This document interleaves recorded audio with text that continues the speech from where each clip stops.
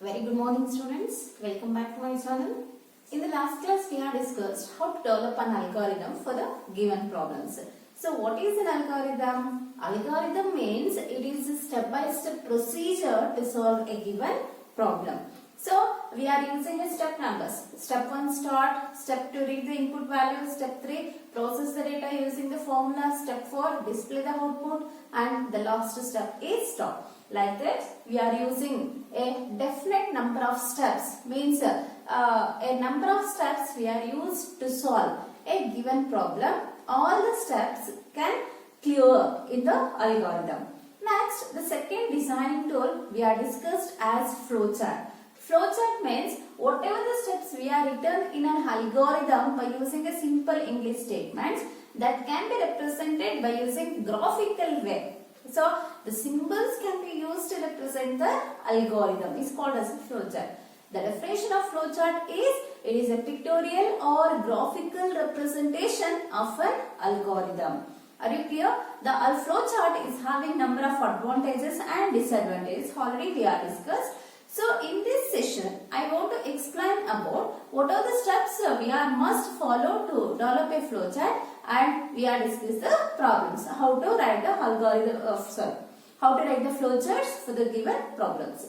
So here these steps we are must follow to write a flowchart. The first step is the proper symbol can be used in each and every step. Means the flowchart is having number of symbols, right? I will give the list of symbols in the last class. So in that a particular symbol we are used to perform the task in the flowchart.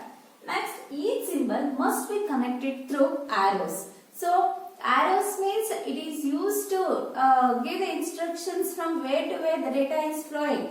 Suppose we are not connecting the two symbols, the data is not flowing. So for that purpose, each and every symbol in an algorithm must be connected. So which symbol we are used to connect the symbols?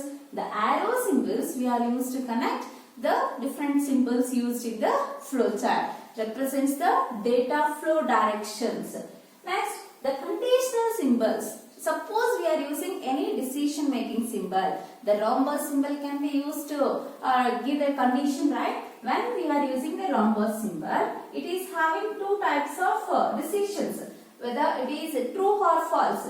So we must represent which is a true direction and which one is a false direction. So when we are using a decisional symbols or when we are using a conditional symbols in the flowchart, we must represent the true and false directions. Understood? So when we are using the looping symbols means certain statements can repeatedly execute in our flowchart. Those symbols we are written by using a hexagon symbol. So when we are using a looping statements, so we must represent how many times the loop will be repeated, right? So it is having some variable, so that variable we are taken, for example, is high. So by using a dotted lines, we are show the looping statements, how many times it will be executed. Are you clear? So when we are using the looping symbol or iterative symbol, this is having its particular variable, so that variable is having the dotted lines. It indicates how many times the set of statements can be executed in the flowchart. Okay. Next, it is necessary. If it is necessary, we are using connectors to connect flowchart. Means when it is necessary means so we are writing the flowchart by using two pages. So the one page can be connected to another page. We are using the connectors, or we are designing the complex programs.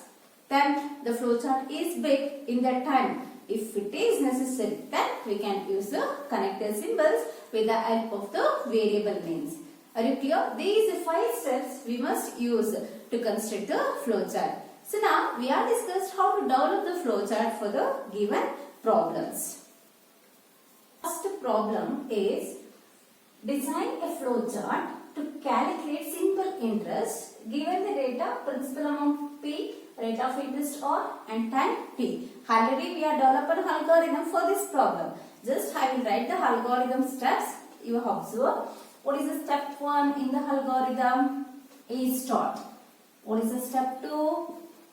read the input. Directly I will write the statements. I will use not using any comment lines here. Input P, T, R values. Next, step 3. So we are calculate the simple interest using the formula SI equals to P into T into R divided by 100. Next, step 4 is output simple interest. The variable name SI we must display. Next, step 5 is stop. See students, this is an algorithm, right? To calculate the simple interest by using the given data. Now this algorithm we are convert to flowchart. Now we are start writing the flowchart. So what is the first step we are using in algorithm? Start. Start can be written by using this symbol. You know, see that symbols chart. We are using vowel symbol to write start. After that, what is the step 2? Input PRT. So PTR value. Which symbol we are used to perform the input operation? Parallelogram symbol. In the parallelogram symbol, I will write input P, T, or values. See here? The second step is over. The second step we are used input statement. Input statement we are written using a parallelogram. What is the third step? We are calculate the data. For calculating or processing, we are using which symbol? We are used rectangle symbol. I will write the formula S equals to P into T into R divided by 100. This is the symbol, use it for processing the data.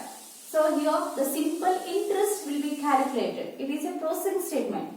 That's why we are using a rectangle symbol to write the formula, processing statement.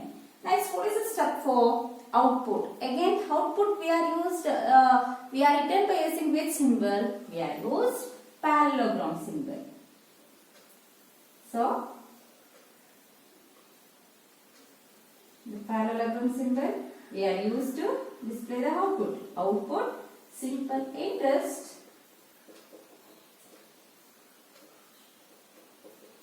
The variable name is SI because SI variable can store the resultant value.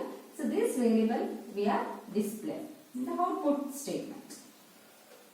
See here, we have come to the end of the flowchart. We must terminate the flowchart using a stop keyword. So which symbol we are used to write the stop?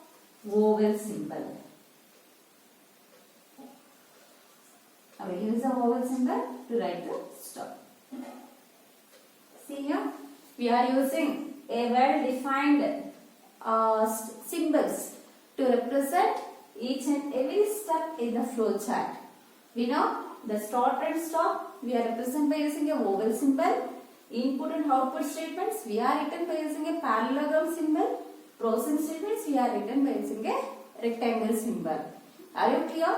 Here, once the flowchart is start, the data is flow to the second step. In the second step, it will read the PTR values. After reading the PTR values, the data is flow to the third step.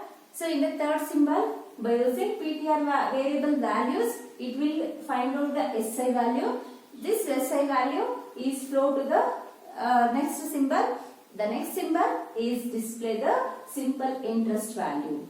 Later, it will come to terminate the flowchart. So here, the arrow symbols is shows from where to where the data is moving. The data is moving from beginning to end by using the sequential symbols. Are you clear? It is very simple algorithm flowchart we are developed to find the simple interest using principal amount, rate of interest and time duration. Okay. Next, I will take this problem. I will take whatever the problem we are designed as algorithm, the same problems I will take it here because it is very easy to understand for you because the flow algorithm can easily convert it into flowchart. So later we have developed number of flowcharts based on its types of constructs. So here I will take the second program is to find the average of four numbers. So we have taken four integer numbers as the inputs, and first we are add all the input values, and later we are divide the four numbers divided by 4. Sorry, the sum of four numbers divided by 4, we get the average of the four numbers. So this can already implemented using algorithm. So I will write the algorithm steps. You don't write the algorithm, directly write the flowchart. Here for the need of explanation, I will write the algorithm. So what is the step 1? We are used in the algorithm is start. Step 2 is input A, B, C, D. Step 3, we have find some value. Then we are find the average. Sum equals to A plus B plus C plus D. Next, step 4, average equals to sum divided by 4. Step 5, output average value equals to AVG. The variable in AVG, here we are displayed it variable value. Step 6 is stop. I think so. In the algorithm, I will combine these two steps in a single step. Right? Here, I will make step 3 contains two formulas. Step 4 is output. Step 5 is stop. So we can write two or more statements by using a single step also, because these two are the common calculation statements. So that's why. So this algorithm we converted into flowchart. Okay. In the flowchart, first the start we are represent using oval. Next, what is the second step? Read the input values. Which symbol we are used to read the input values? Parallelogram symbol.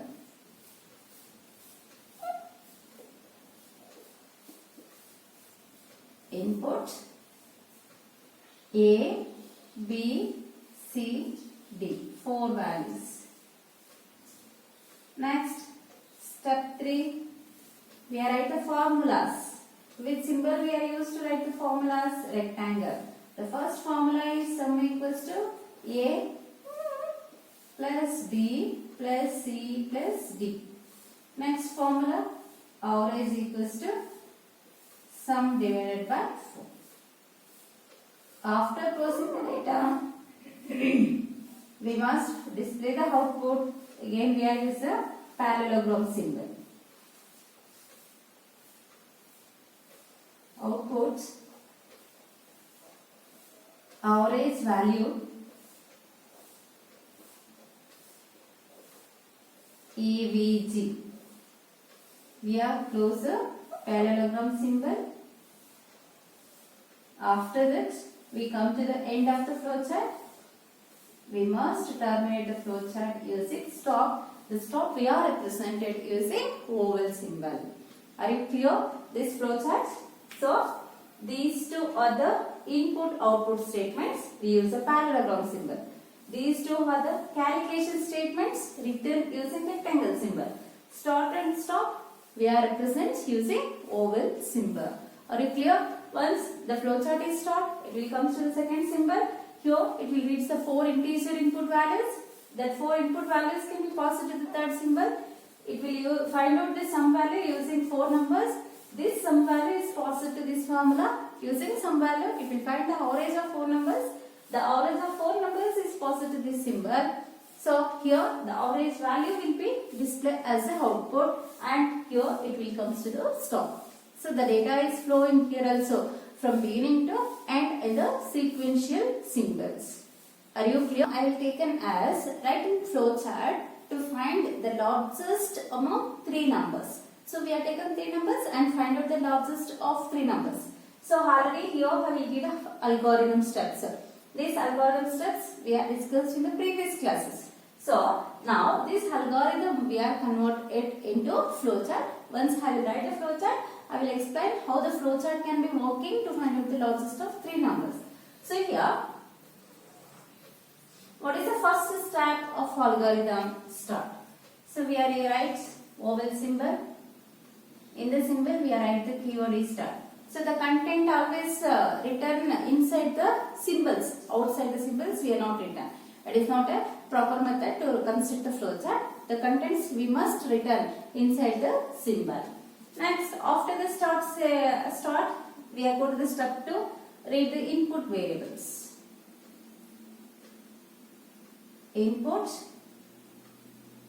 A, B, C. How many variables we require? 3 variables, because the problem definition they are given. Among the 3 numbers we find the largest, right? So that's why we read 3 numbers. In these 3 numbers we find the largest. For that purpose we are using logic is the step 3. Assume the first number is the largest number. Assume means we are initialize. Initialization is a manipulation statement using rectangle symbol. Here we are assume first number is a large number. The large value A means A value we are assigned to large because just we are assume the first number is the largest number. Next, just we only assume but it is not clear. That's why we are find whether this is only the largest number or B or C is the largest numbers. So we are using condition. So what is the first condition we are use? We are take 2 numbers. First number is A and second number is B. Already first we are taken as the largest. We must compare whether A and B, which one is the largest. If B is greater than large or B is greater than A, which one is large? If B is greater than A, B is largest, right? So that's why in the place of A, we are substitute large because we are assumed A is the largest. Are you clear? Then if B is greater than large, then we are taken B value is largest, not A. We are change largest value is B. So here we are given the condition using the keyword is. The condition starts with the keyword is in the flowchart. Is B is greater than large. Why we are using greater than symbol? We are find out the largest number. Suppose we need to find the smallest number, we are using a less than symbol. You know, this symbol is a less than and this symbol is a greater than. To find largest, we are using a greater than symbol. We need to find the smallest, we are using less than symbol. So, is B is greater than largest if it is true. ನಮಗೆ condition true ಆದರೆ it is assigned which value is largest? B value is largest. See here, if B is greater than large, then assign B value is large. So this I will write here. Largest is B. Suppose this condition is not true. ಈ condition true ಆಗಲಿಲ್ಲ ಅಂದ್ರೆ B largest ಅಲ್ಲ. ಹಾಗಾದ್ರೆ ಯಾವ್ದು largest ಆಗಿರ್ಬೋದು? C largest ಆಗಿರ್ಬೋದಾ? Then if the condition is false, we comes to the next step. In the next step also we are passing one condition. Then that condition is. What is the step 5 condition? C is greater than largest. C is greater than large. Then here we put the question mark because it will take decision. We are posing the question in the decision making symbol. So if C is greater than the largest, then which one is the largest? C ಅನ್ನೋದು ನಾವು ಅನ್ಕೊಂಡಿರೋ largest ಗಿಂತ ಜಾಸ್ತಿ ಇದ್ದರೆ ನಮಗೆ C ನೇ largest ಆಗುತ್ತೆ. Then if it is true,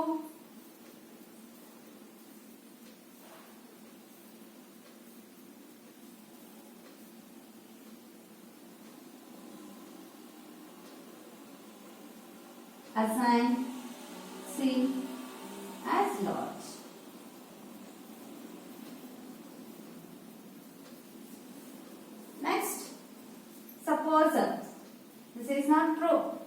will come out of the conditional statement. Then it will display the output. A or B is largest. Output largest of three numbers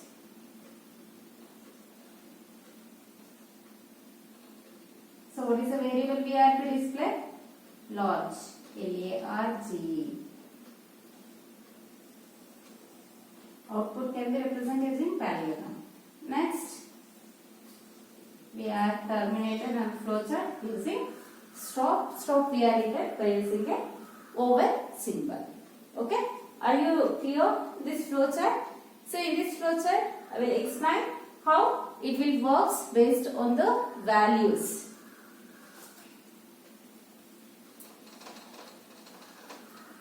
See here, what are the steps we are used in the algorithm? The same steps we are converted into flowchart. How this flowchart is works? I will take an input values or I will explain with second step because the first step is stored. It will go to the second step, input ABC. I will read the input values or 10, 20 and 15. So A value is 10, B value is 20 and C value is 15. Now these values will be go to the step another symbol. In the another symbol we write large equals to A. Large equals to A. Then which value should be assigned to large variable? 10 value. Now large contains the value is 10. Are you clear? Assume first number is the largest number. Then it will go to the next symbol. In the next symbol what we are written is B is greater than large. So substitute B and large values. B value is 20, large value is 10. So if 20 is greater than 10, yes, condition is true. When the condition is true, the data is flow in this direction. When the condition is true, the data is flow this direction and it will execute this statement. What is the statement? Large equals to B. So it will execute the statement large equals to B. So what is the value of B? 20. Now the old value will be erased. The new value will be stored in the largest. And the largest ಇಲ್ಲಿವರೆಗೂ 10 ಇತ್ತು ಮತ್ತೆ erase ಆಯ್ತು. ಈಗ largest ಅಲ್ಲಿ ನಮಗೆ new value update ಆಯ್ತು. That value is B is largest. After that, the data comes in this direction. It is not comes in this direction because when the condition is false only the data comes in this direction. Here the data condition is true. That's why the data is flowing in this direction. It will execute this statement and data comes in this direction and here the data comes to the next symbol.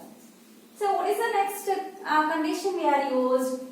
If C is greater than large. So we are substitute the C in large value. The C value is 15 and large value is 20. So 15 is greater than 20? No. 15 is less than 20. 15 is not greater than 20. Then condition is false. When the condition is false, the data is not going in this direction. When the data is not flow this direction, this statement is not executed. The data flow in this direction. And the data is go to the next step. What is the next step? Output largest of three numbers is large. So which value can be stored in the large variable? 20. It will display largest of three numbers is 20.